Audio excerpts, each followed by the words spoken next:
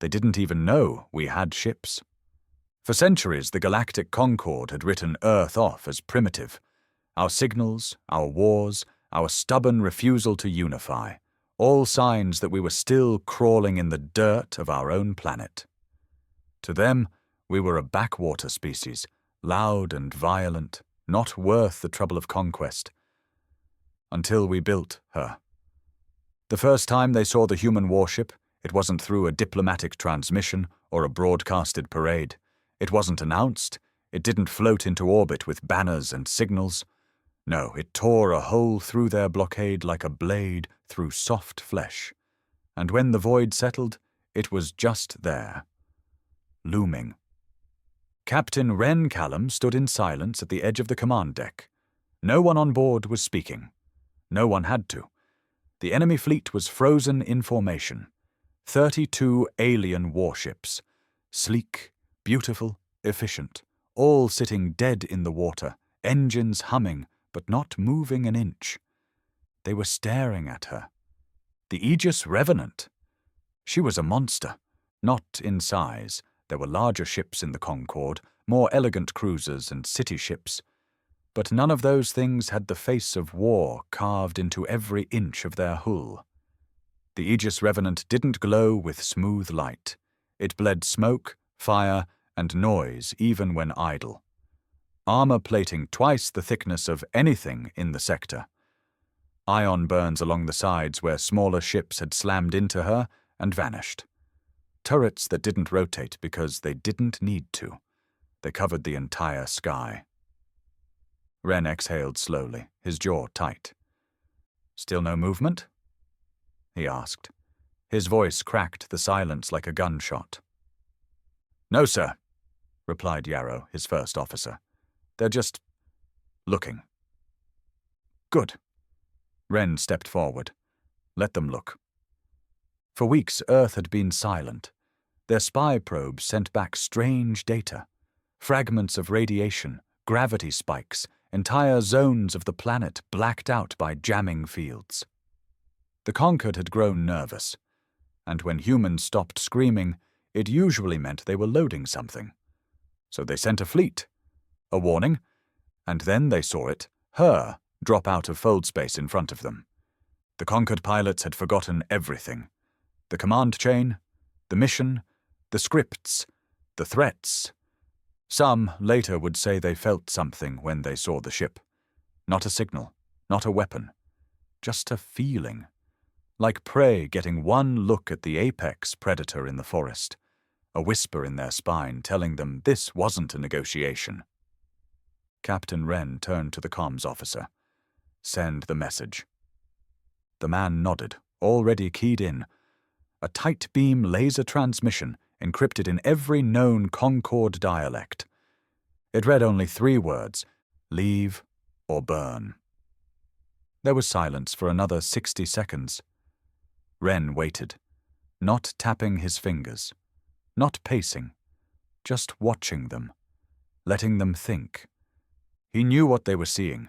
They'd fought species with better tech, larger fleets, advanced AI, but not like this.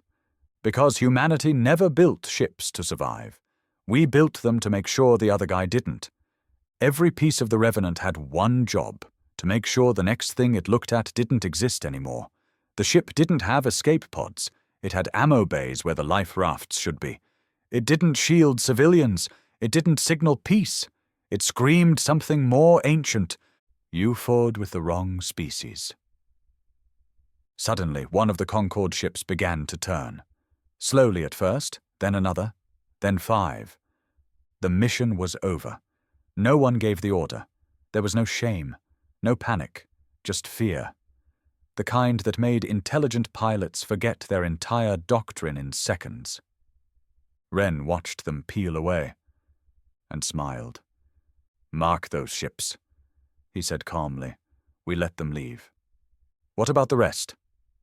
Yarrow asked. Wren's voice dropped cold. "They stayed. There was a reason the Aegis Revenant had no diplomacy channel. There was a reason her hull was matte black, scarred with old burns, etched with the names of cities lost before Earth united. This wasn't a warning. This was a funeral. They stayed. 17 conquered warships, still holding formation. Whether out of pride, confusion, or sheer arrogance, they remained parked in front of the Aegis Revenant, weapons cold but eyes wide. Maybe they thought humanity was bluffing. Maybe they believed a single ship couldn't pose a real threat, no matter how terrifying it looked. But Ren Callum had served in the Outer Reclamation Wars. He'd seen what happened when humans decided enough was enough, and this ship wasn't built for mercy. "Power up the spine cannon," Ren said, calm as winter. Yarrow flinched. Even the bridge crew glanced at each other. The spine cannon hadn't been fired in actual combat since its prototype test run, back when it split a decommissioned moon station into 3 glowing halves.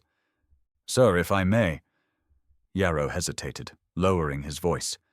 "That'll take out 4 of their ships with 1 shot. It might start a war." Ren turned his head slowly. "No, Commander. It'll end one." There were no more objections. From deep within the belly of the Revenant, a low, grinding hum began to ripple through the floor panels. It wasn't the whine of energy. It was the mechanical rage of moving mass, the kind of weight that shouldn't belong in space, now aimed directly at the Concorde line.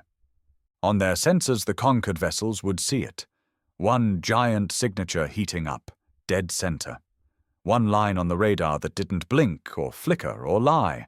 Just a constant, increasing power reading that screamed, "Fire is coming!" The lead conquered ship finally reacted, hailing the Revenant with a broad-spectrum message. Ren didn't even open it.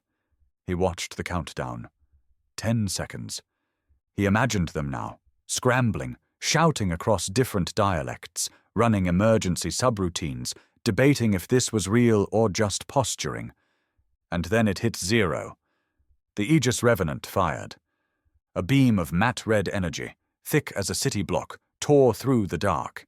It didn't pulse or flare. It didn't even make a sound that could be heard. But the visual was enough. 4 Concorde ships, perfectly aligned, ceased to exist.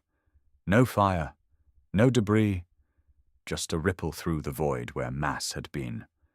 On the bridge, no one cheered. This wasn't a battle to win. It was a lesson. Ren exhaled, long and slow. That should help them remember. Now the Concorde fleet panicked. The formation collapsed, the remaining 13 ships scattering like terrified animals. Some veered into fold space blindly. Others tried to cloak or jam signals. One even launched fighters, an outdated reflex from species used to dog fights. Ren didn't smile. He pitied them. "Release the drones," he said. Under the Revenant's belly, 2 hatches opened with a slow, mechanical groan. Not sleek, elegant fighters. Not swarms of disposable machines. These drones were 6-ton slabs of obsidian plating with independent AI cores and no fuel limit. They didn't fly. They hunted. Each one selected a fleeing ship and accelerated without flare, without flash. One moment they were quiet dots in the blackness. The next, conquered ships were going dark. Not exploding, just gone. Systems fried. Lights dimmed. Crews stranded in silence. "Keep one alive," Ren ordered. A final ship, already halfway through its jump sequence, was tagged by a pulse. Its engines sputtered, flickered, then powered down. Frozen in place, helpless. Yarrow spoke softly. "That one looks like a command vessel." "Perfect," Ren muttered. "Patch me through." The comms officer nodded. "You're live." Ren stepped up to the console, posture relaxed, voice low and brutal. "This was your first look at a human warship," he said, each word deliberate. "You forgot the mission. You forgot yourselves. That's understandable. Fear does that." The feed showed the alien captain, a tall, thin humanoid with grey skin and luminous eyes, staring with shaking hands. But remember this part, Wren continued. Next time you bring a fleet to Earth, bring coffins for every pilot. He cut the feed. No posturing, no final warning, just truth. The bridge was quiet again. Just the hum of systems cooling and the soft electric afterburn of victory. Yarrow spoke up after a long pause. What happens now? Wren looked out the viewport toward the stars. Now? We go home. And we wait. Wait for what?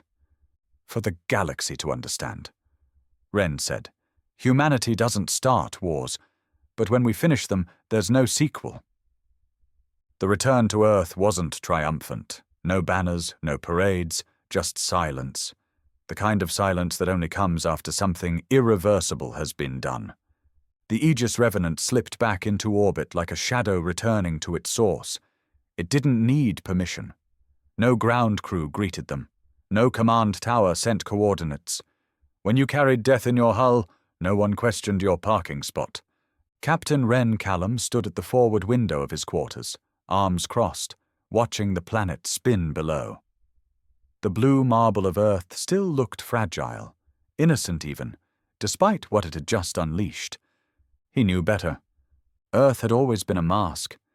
After the Unity Protocol was signed, after the oil wars, the famine, the data collapses, humanity had stopped trying to impress the stars.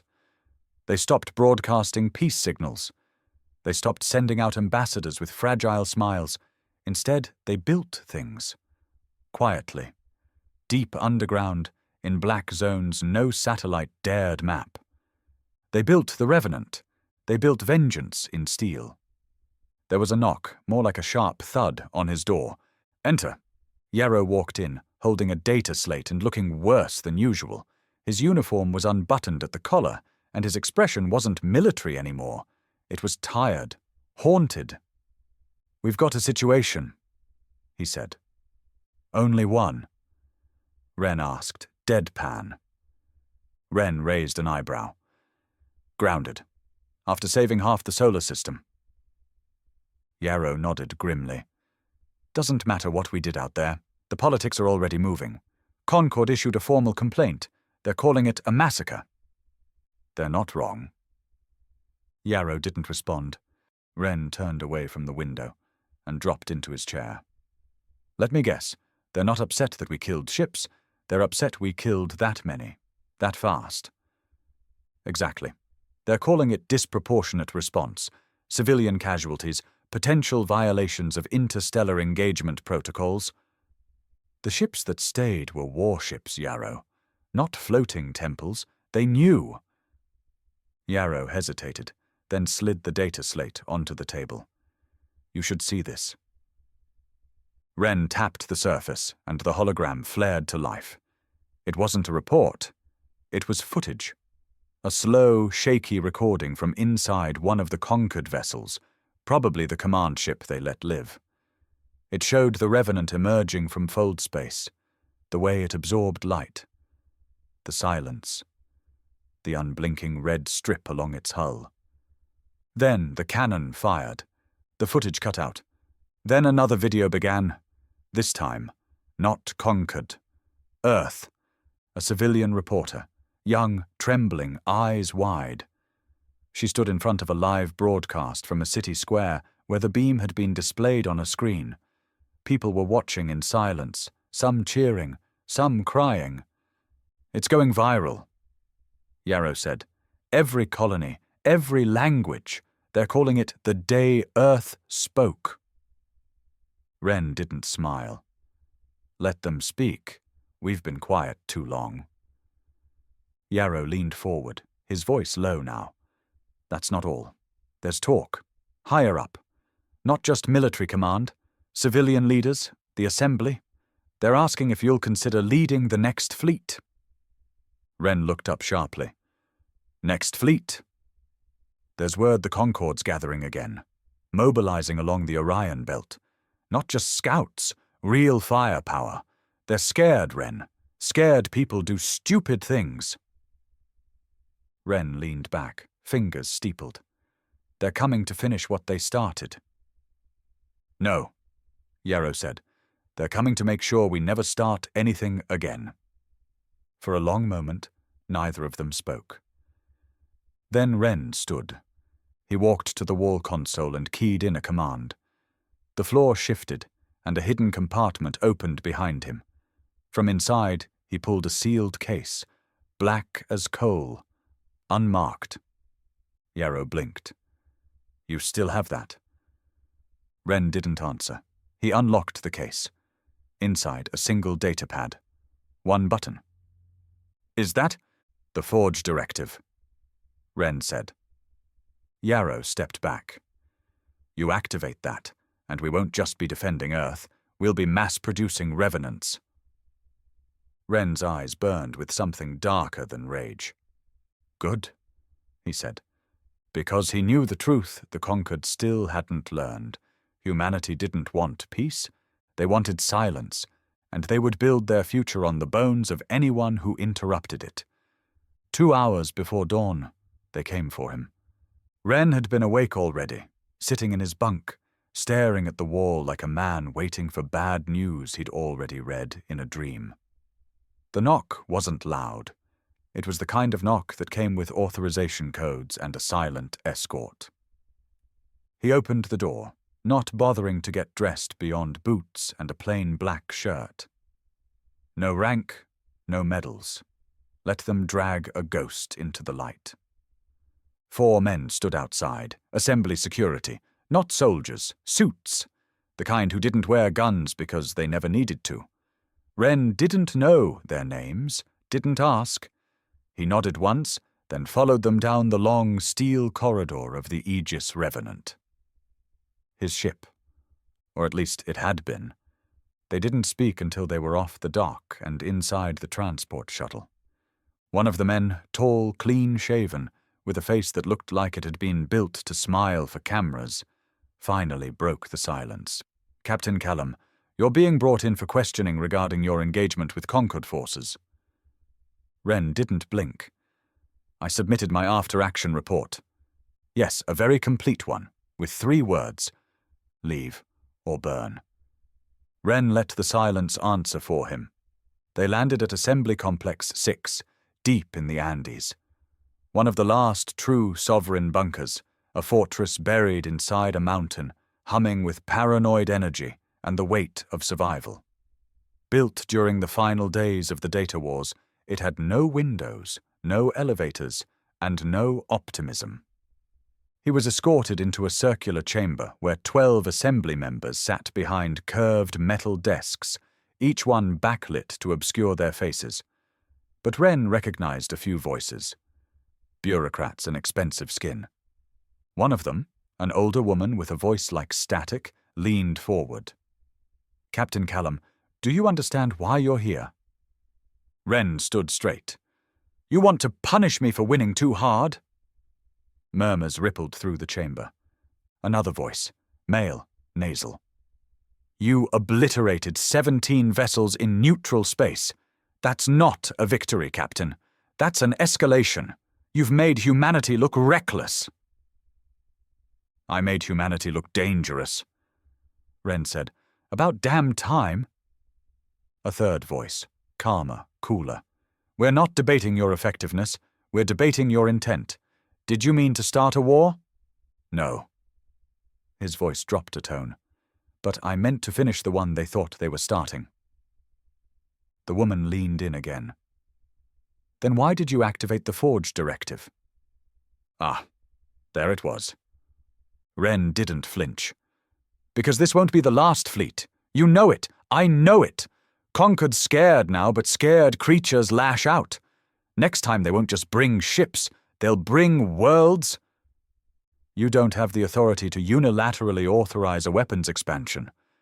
I didn't ask for it. Wren locked eyes with her shadow. I just pushed the button. The need authorized itself. That hung in the air like a loaded gun.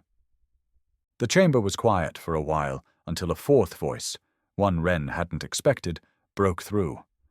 Low. Familiar. Then what's your endgame, Callum? Wren narrowed his eyes. The speaker stepped out of the shadows, revealing a man Wren hadn't seen in years. Marshal Rennick Halder, retired, decorated, dangerous. He wasn't supposed to be here. You shouldn't even be in this room, Wren said slowly. I am now, Halder replied, because they know what's coming, and none of them have the balls to say it out loud. Wren waited. The Concord's not reorganizing. They're forming a coalition. Old enemies are now allies.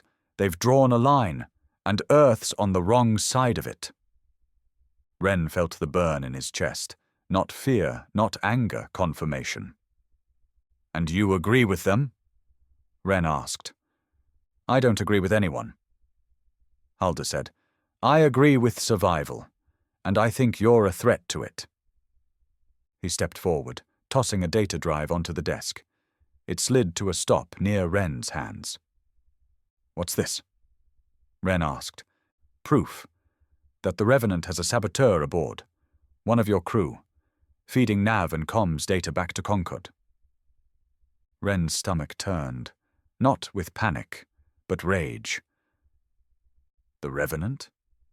He muttered. Who? Don't know yet. Halder said. But if you go back up there without flushing that snake, Earth won't survive the next round. Another assembly member spoke. You're not under arrest, Captain, but you're grounded until this is resolved. Wren turned to leave, but paused in the doorway. Just one question, he said. What happens when we find the traitor? The room was silent. Then Halder answered. You do what you always do, Wren. Make them regret being born. The shuttle ride back to the Aegis Revenant was silent. Wren didn't take anyone with him. No escort, no witnesses. Just the dark thoughts crawling through his head like rats in the walls. A saboteur, not just someone leaking data, not just a coward or a politician's pawn. This was betrayal on a level that boiled the blood in his veins.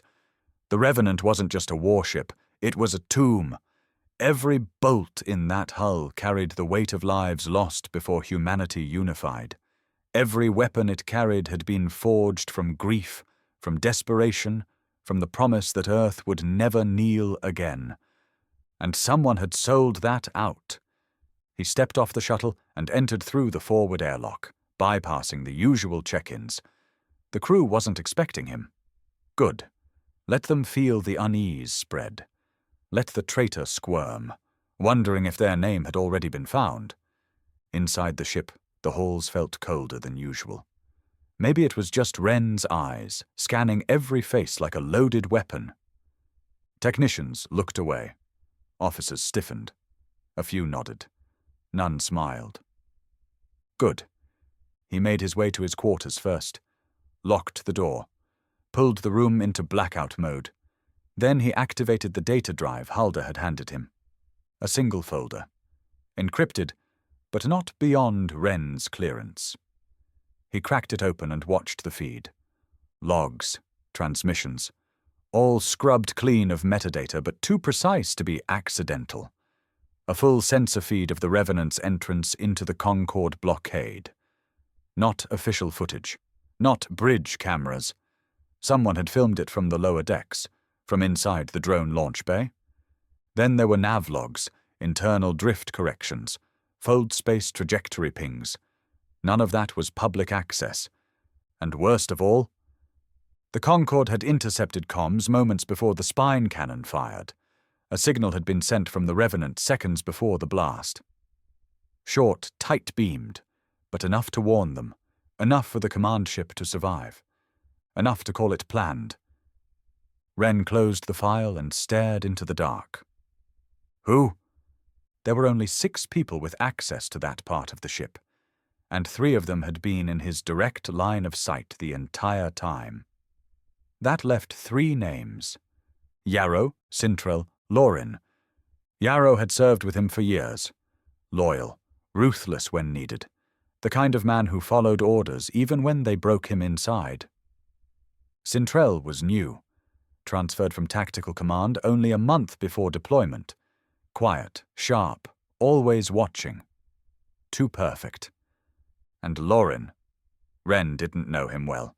Civilian tech liaison. Slipped in under the guise of systems specialist. One of those assembly-inserted engineers with just enough clearance to be annoying. Wren tapped his console. Opened internal security logs. Eyes narrowed. The comms transmission had been routed through Deck 9, Subchannel 4C. Not bridge, not command. That was auxiliary access. Engineering. Maintenance only. Lorin. But it wasn't that simple. Traitors never acted alone. If Lorin was sending signals, someone else had made sure the sensors didn't catch it. Someone with bridge-level access. That meant 2 traitors. Wren stood and left his quarters. He didn't go to the security deck. He didn't call a briefing. He went straight to Lorin's station near the reactor core. The hum of the core was like a heartbeat in the background, loud and steady. A constant reminder of the monster they were keeping alive. Lorin was there, alone, sitting at his console, typing. He didn't even hear Wren enter. "You ever been shot in the back, Lorin?" Wren asked casually. The man jumped, nearly knocking over his chair. "Captain, sorry, wasn't expecting." "You weren't," Wren said, stepping closer. "Just like I wasn't expecting one of my own to whisper our secrets to the enemy." Lorin's face drained of color. What are you talking about? I swear, I don't know anything about—" Wren tossed the data drive onto his console. "Don't lie to me, Lorin. It'll make the next 10 minutes much worse." Lorin froze. His fingers twitched toward the emergency beacon under the console. Wren drew his sidearm. "I wouldn't," he said. "Not unless you want to see what a .50 caliber slug does at close range." Silence. Then slowly, Lorin lowered his hands. I didn't know what they'd do," he whispered. "I was told to monitor. Just monitor. I didn't know they'd kill anyone." "They?" Wren asked. "Who's they?" But before Lorin could answer, his eyes widened, and then his head snapped back in a spray of red. Wren ducked instantly, weapon raised, sniper shot, inside the ship. From the upper catwalk, someone moved, dark clothes, visor, moving too fast for a standard crewman. They didn't fire again, just turned and vanished into the shadows. Gone.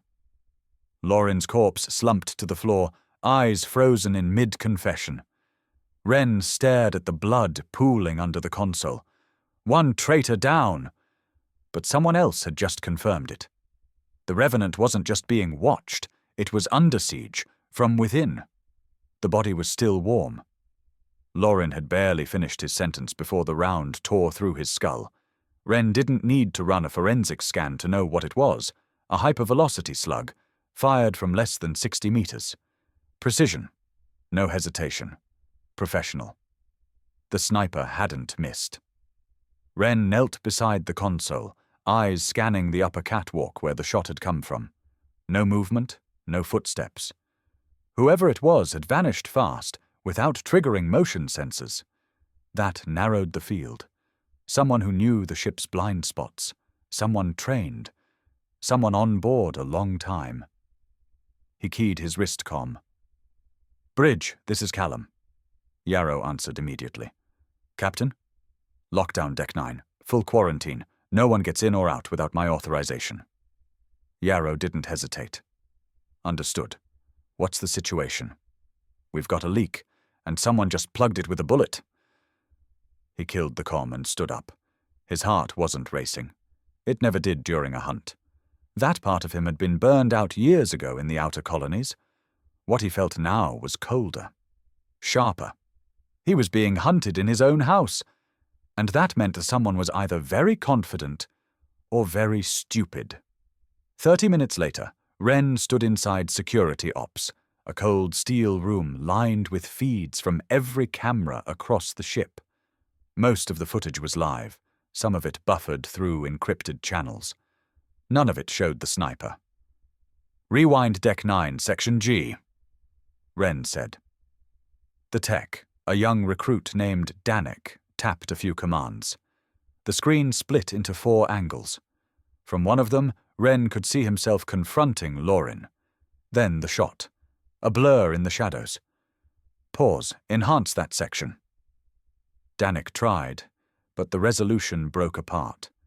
The shooter was using some kind of visual dampener, one Wren had seen before. Military issue. Earth military. His jaw clenched. This wasn't a conquered spy. This was deeper. Someone Earthborn.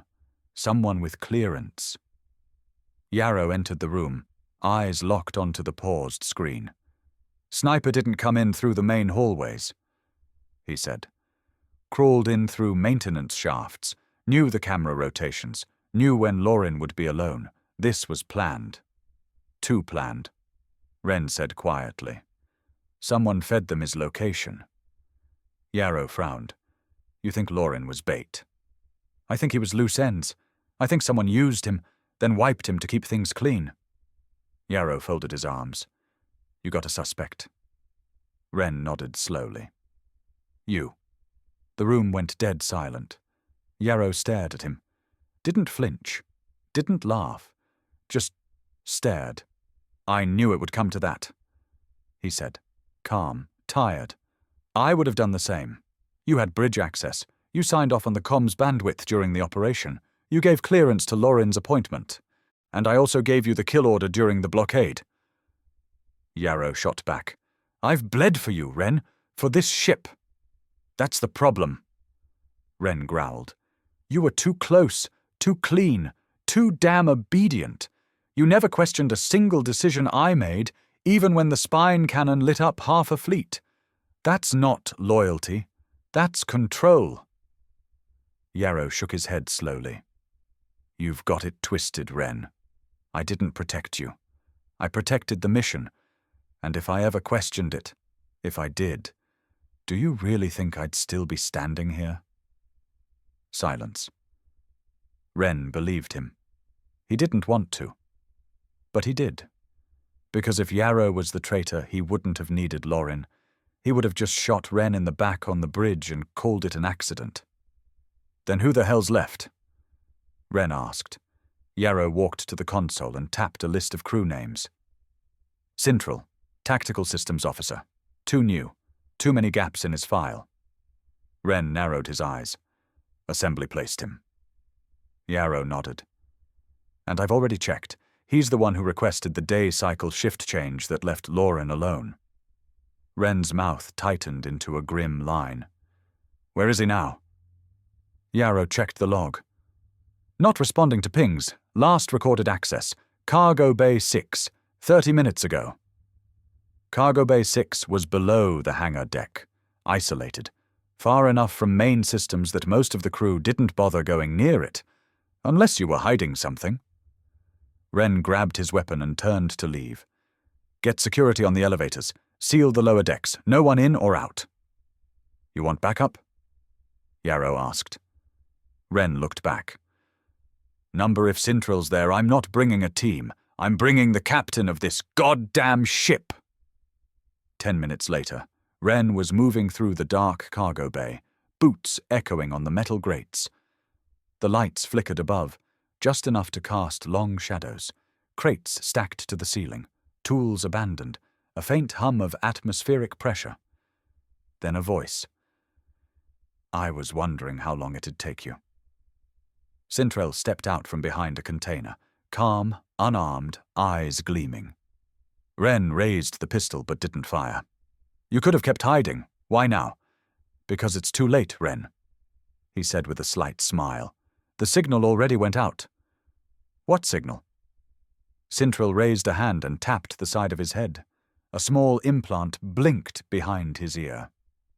You think this was about Lauren? About data? That was just the appetizer.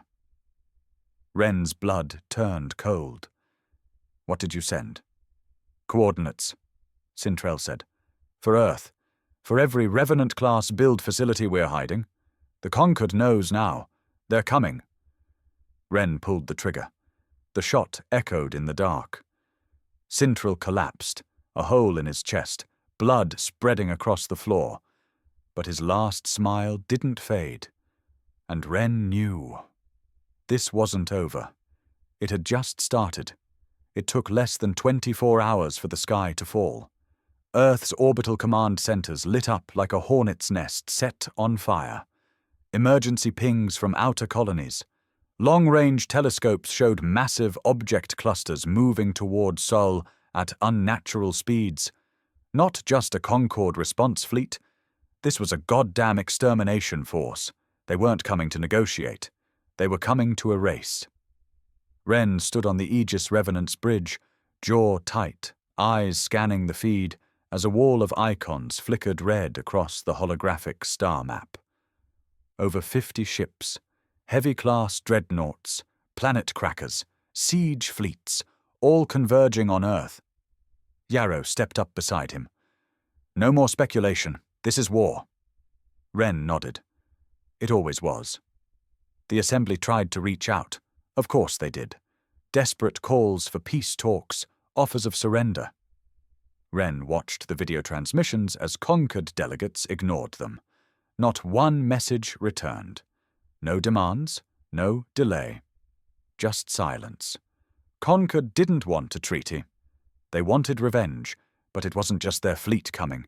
It was everything Sintrel had sold them. Facility locations, build yards, black site manufacturing plants hidden in asteroid fields and lunar caverns. Places no Concord eyes had ever reached. Until now. One by one, the signals went dark. Destroyed.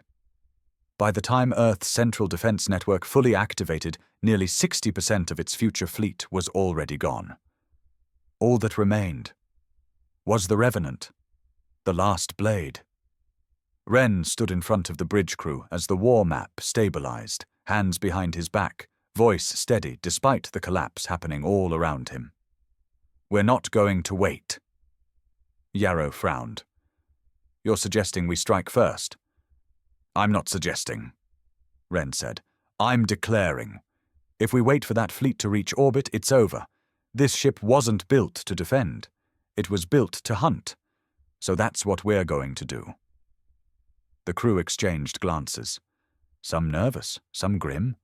A woman near tactical systems, Tala, maybe 23, barely old enough to have survived the Unity, raised a hand. Sir, we're one ship. Wren nodded slowly.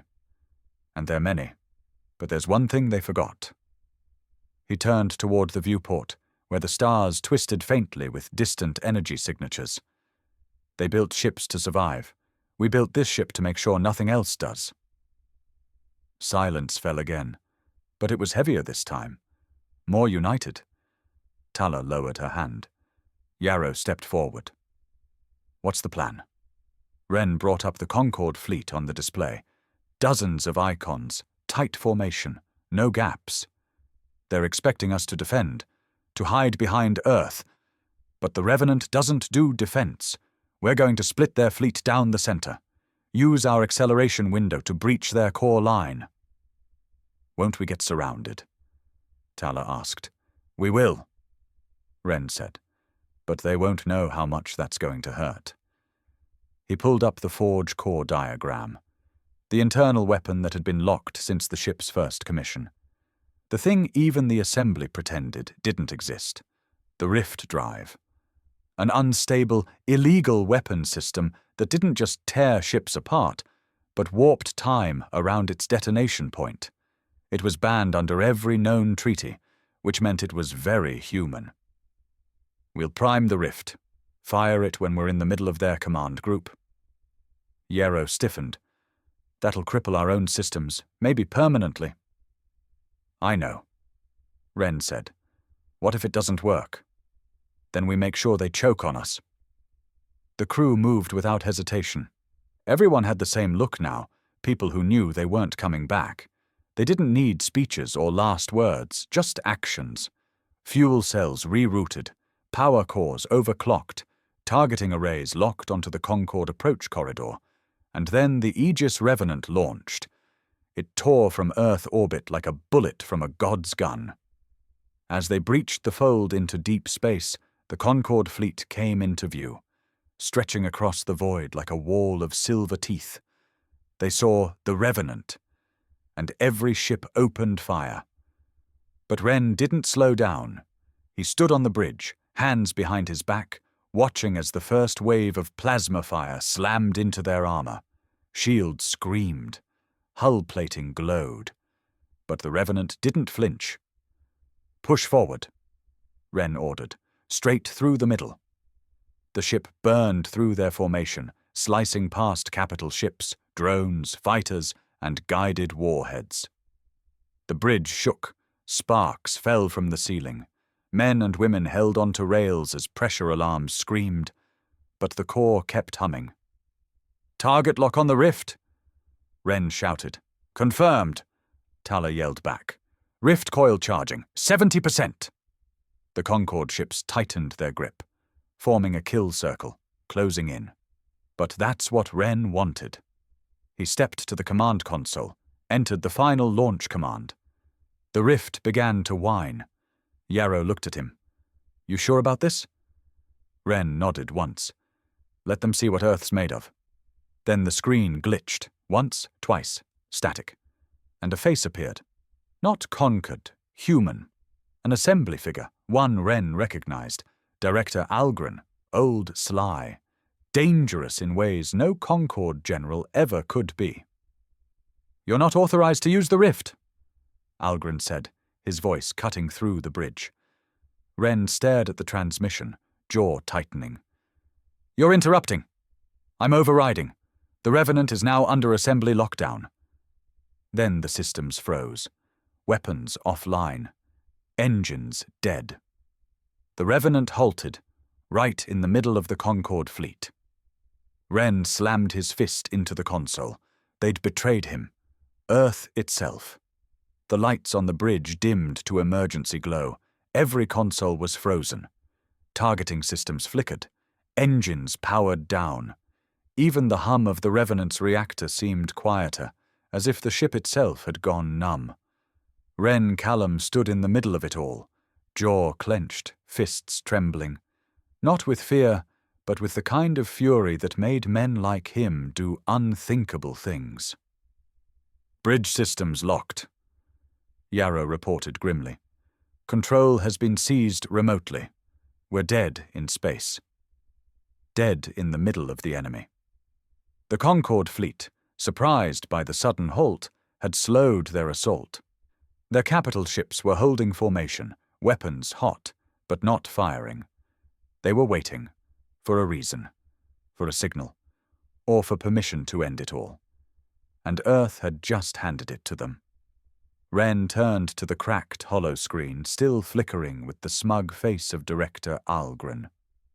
"You did this," Wren said. "You shut us down right when we had the shot.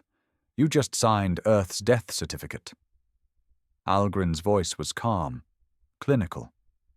"You were about to detonate a rift weapon.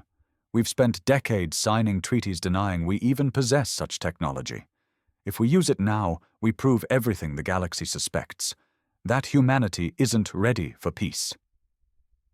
Wren took a step forward, like he was walking straight into the feed. "We were never interested in peace," he growled. "We were interested in survival. But you wouldn't know what that means, sitting safe in your mountain fortress." "The Revenant belongs to the Assembly," Algren snapped. "And the Assembly has voted. You will stand down. This is no longer your command." For the first time in his career, Wren felt something worse than rage. He felt betrayal from the people he bled for. He looked around at his crew. Tala, Yarrow, the gunnery chief, the engineers. All of them were watching him, quiet, waiting. Not for orders, for a decision. Yarrow stepped beside him, voice low. "Say the word, Wren. We'll follow." But Wren's voice was colder than ice. Number not this time. He turned back to Algren. "You want control? Fine, you've got it. Shut us down. Let them come. Let Earth burn because some committee was afraid of looking too dangerous." Algren smirked. "Finally, you understand." But Wren wasn't done. He stepped to the core access panel at the back of the bridge and placed his hand against the biometric scanner. It hissed, then unlocked. Tala's eyes widened. "Sir, what are you doing?" Ren didn't look back. "Releasing the kill chain." Yarrow's eyes flickered with understanding. "The backup system?" Ren nodded. The Revenant was built for war, but Ren had it modified the moment it was launched. One hidden protocol. No AI, no remote override, just bone and blood. His own fingerprint, his own DNA. A manual rearm switch hidden inside the spine of the ship, far beyond assembly reach. He pulled the handle. Everything shuddered. The lights turned red. Consoles reactivated. Systems roared to life. The engine screamed like demons waking up. The Revenant was awake again. Algren's feed went black. Back on the bridge, the screen showed the Concorde fleet tightening. Tala shouted, "Weapons back online! Rift drive at 100%! Target lock acquired!" Another officer yelled. Yarrow grinned. "Let's finish this." Ren didn't speak. He just raised his hand, held it there, let the silence build, let the Concorde see the eyes of the monster they tried to corner. Then he whispered one word. Fire. The rift cannon ignited. What happened next was not a battle. It was a message. The Revenant detonated its rift weapon at the center of the Concorde armada. The laws of physics bent. Time rippled. Ships disappeared not with fire, but with absence. The command fleet fractured. Gravity tore them apart. Coordinates shattered. Communications failed. Warp engines overloaded and vanished. 17 ships, gone in an instant. The rest, they ran. Not fled, not retreated, ran. Because they finally understood. Earth wasn't a victim. Earth was a nightmare. And Ren Callum was its prophet. Hours later, the bridge was quiet again. The ship drifted. Damaged, but alive. Yarrow looked at Ren. So what now? Ren stared into the void where an empire once stood. "We go home." "And the assembly?" "They'll come for me," Ren said. Yarrow nodded. "And when they do?" Ren finally smiled. A small, tired, savage thing. "Then we teach them what happens when you try to cage a weapon." He turned and walked off the bridge, boots echoing down the steel floor. Behind him, the crew didn't cheer, didn't cry. They simply followed. Because from this moment forward, they didn't serve Earth. They served the man who reminded the galaxy what it meant to be human.